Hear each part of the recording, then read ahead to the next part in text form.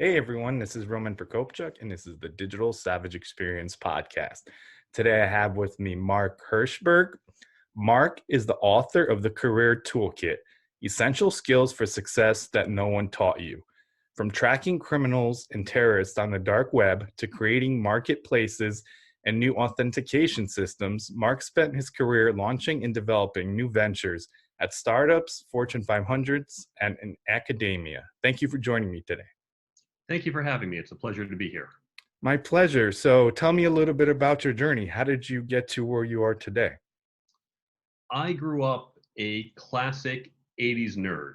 Loved math, loved science, went to chess camp, went on to MIT where I got multiple degrees, and began my career as you would expect someone with that background, starting as a software developer during the dot-com era.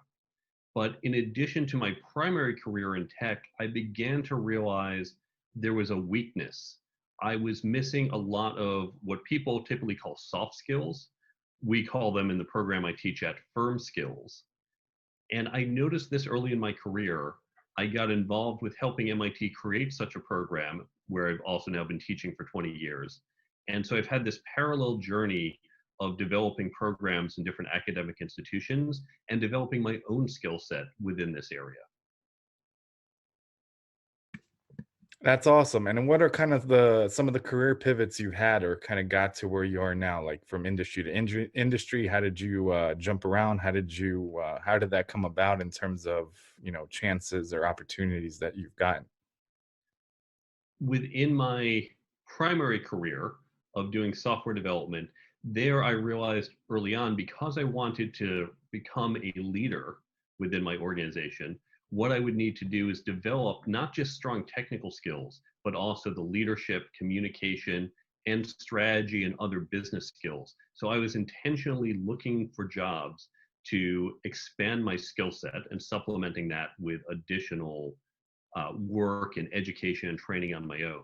But then in parallel, I looked for opportunities, some in academia, where I could continue to develop skills. So one that kind of bridged both. Early in my career, I discovered an opportunity at Harvard Business School. Some professors were looking for some help developing a new type of class. And so I reached out, I talked my way into that job. They were actually just looking for some undergrad for part-time help, but I convinced them they should hire a professional like myself, and they did. So at that point, not only was I getting a little more involved in academia, but I literally had a couple finance professors teaching me finance while they were paying me. I always joke, Harvard Business School paid me to learn. Yeah, that's awesome. And what kind of came about, or when did you decide to write the book? Have you always wanted to author a book, or what kind of brought that about? The book was very much not planned. I did write a book years ago that I ultimately decided not to publish. This came from a few factors coinciding. We've been teaching this class at MIT for 20 years. And I know these skills are not just for MIT students, they're not just for engineers. These are universal skills that all of us can really benefit from. And for years, I've been encouraging MIT to promote these skills to a wider audience. MIT, of course, began online courseware many years ago, open courseware, which has now turned into EDX. So MIT pioneered that. But we just within the program didn't have the time and resources to really do that. So I began first by just trying to take some notes for the class, figuring out hand students some notes. And I was spending lots of time traveling, so I had downtime on planes and hotels. And I thought I was writing maybe a 30-page pamphlet, but it turned into a couple hundred-page book. And at that point, I said, maybe this isn't a pamphlet. Maybe this is a full book. And so last year, I looked and said, you know what? I think it's time to publish this. Yeah, that's awesome. And like you said, I like or look for soft skills. So things like empathy, emotional IQ over, a knowledge base. Yes, it's great if you know something going into a career or job, but if you have that passion and drive to learn something, you're going to learn it in terms of kind of the skill set and the knowledge base. But it's a lot, like you said, it's a lot harder to pick up and develop or even have like a natural set of soft skills. We can always learn more about accounting, a new marketing technique. That's just knowledge, which we can pick up easily from books, from lectures, from learning stuff online. But there are these fundamental skills that underpin whatever our domain discipline is. And those are the skills that you name, skills such as leadership, communication, negotiation, networking. And if you have these skills, what they do is they amplify whatever your domain discipline is. And those are the skills that I think we undervalue. People talk about, we've all heard, oh, you should have an important network. Everyone's heard that, but we don't actually put any time into it. And by putting some time into those, we're going to get much better returns on whatever our core competency is. And so that's been one of the themes of the book and the class I've taught and the mentoring I've done to literally hundreds of people throughout my career. Yeah, I agree. So, what motivates you to succeed? Obviously, those motivations may have changed over time, but what currently motivates you to succeed? For me, I'm not driven by money. I'm not driven by having to have a big name. I'm driven by personal challenge, right? And everyone has a different motivation. For some people, it is money. For some people, it's having your name at the top of the company, whatever it is. For me, I just like interesting challenges. And so I'm looking for what's going to be challenging. In fact, this is what led me towards this side of my interests. Having been an engineer for years, I still love engineering. I love that problem solving. But engineering for me was a lot like Legos. And I love Legos. There's still some on some of my bookcases. But I don't play with Legos as much today as I did when I was 8. And it's because the challenge of Legos is a very fixed and formal type of play, right? The blocks fit together in certain ways. And you can create your own things, but still putting blocks together. Engineering's the same way. We have constraints about when we write software or build some mechanical device, how things have to work. But when we get into these other skills, there's no one way to be a leader. There's no one way to communicate. And situationally, it's very subtle. And those are much more complex problems that I find really interesting these days. Yeah, I agree. And it's one of those things I think personally, it's having a goal or a challenge. And a goal for me personally, it's a moving target. So it's not a destination. And obviously, it's more about the journey itself. And I often say that complacency is the death of innovation. So if there's something that you're doing that gets old or boring that you're still good at, that you still do, but you're not as passionate about, kind of discover or rediscover or try to pinpoint or find what that next kind of passion is. Absolutely. In my jobs, obviously I get hired because I have some type of competency. They'll say, oh, you've done this before. We know you can do it again. But there always needs to be something new so that I'm pushing myself, challenging myself, learn.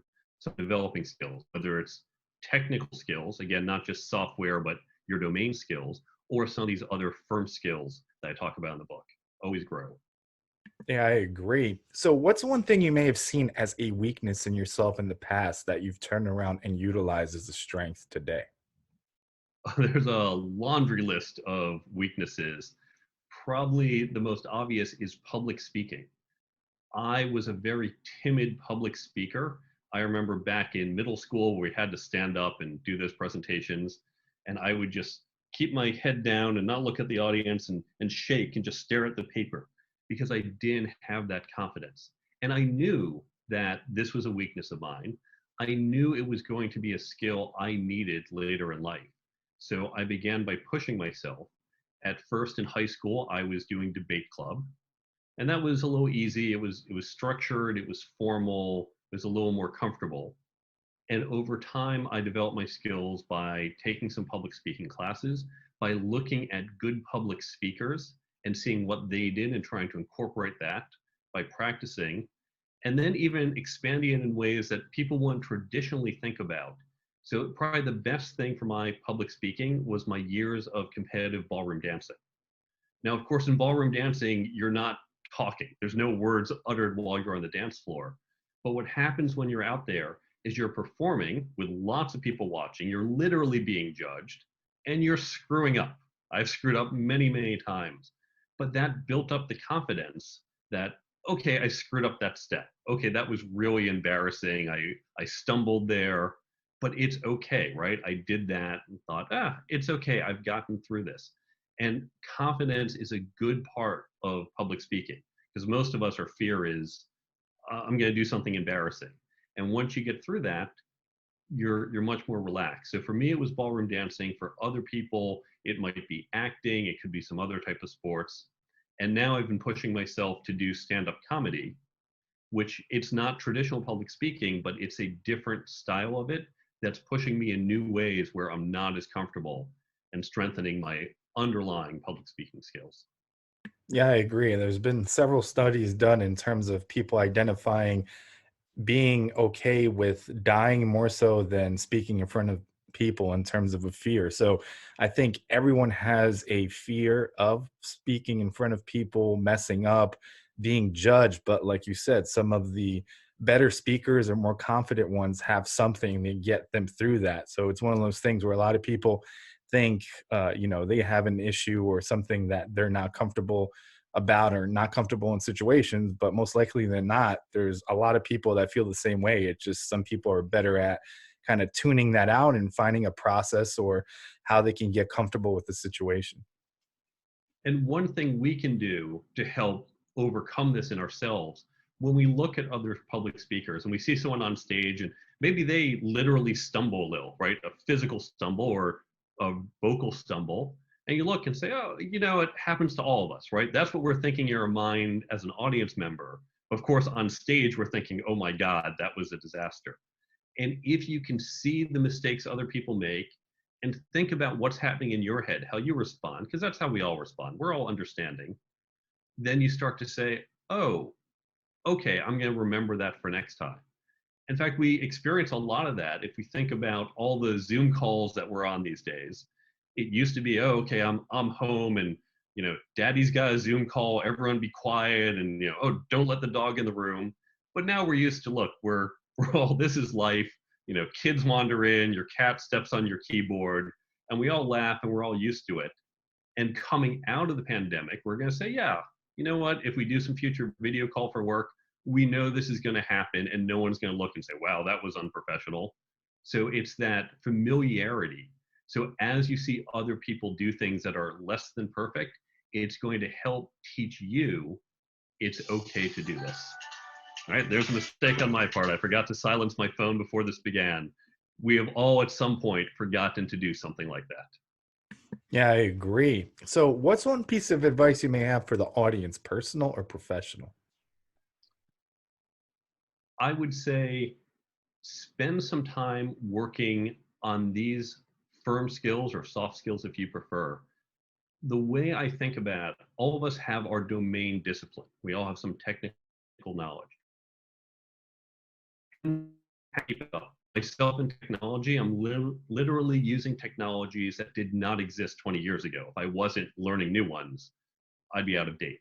And this is true no matter what our field is. So continue to do that, but you need to supplement that. If all you're doing is learning the latest marketing techniques, you're not getting the biggest return on your investment.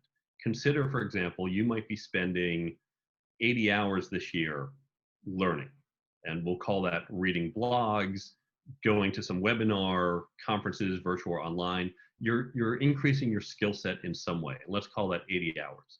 If it's all 80 hours in your discipline, okay, there's value. If imagine you say, I'm only going to put 50 or 60 in that discipline, so I'm going to be not as strong as I could have been, but I'm going to work on, say, my public speaking skills or my leadership skills or building my network. All of a sudden you get a much better return. So if we take public speaking as an example, every presentation you are going to do, whether it's within your company, whether it's doing a webinar, standing up at a conference, all of that will be significantly improved by even just 10, 20, 30 hours of working on your public speaking. You're not going to be a world-class public speaker, but you're going to come off so much better. So by investing in these skills, we're going to amplify whatever our core competency is and typically get a better investment than that marginal return of another 10 hours in our core discipline. Yeah, I agree. I think it's important to kind of look at things from like out of the box perspective or from different perspectives. That's why I think it's important in businesses to incorporate other teams and people with different disciplines and not only that department that you're in or whatever your company is. So getting everybody together regardless of who it is or what their role is and then posing the problem. And the team that has that problem gives their existing solutions or whatever the bottleneck that they can't get past. And of experiences that I've had in my career and starting my own company is when you get all these people with different thought process together, they're going to come up with an out of the box solution a lot faster, and it's going to be great in terms of feedback and probably improve the process and improve whatever you're working on as well. There's a famous parable, the three blind men and the elephant. And this king sent three blind men into the jungle to look at this, to find this new creature. And so they each come back, and the first says, well, I found the creature, I touched it. It's like a sharp spear because this person had touched the tusk. And the next comes back and says, no, it's a hairy snake because he touched the tail. And third says, no, it's like a big, thick wall because he touched the side. And they begin to argue. But of course, we know they all touched the same animal. They just got a different piece of it. And to your point, the way an accountant looks at a problem is different from how a salesperson looks at, from how an engineer looks at. And when we bring that perspective, when we each bring our unique perspective and put it together, we get much better solutions. And this is something else, although I'm never going to be that accountant, I'm never going to be that sales guy, by learning a little more about how they look at the world, how they think, how they engage, it makes you much stronger professionally.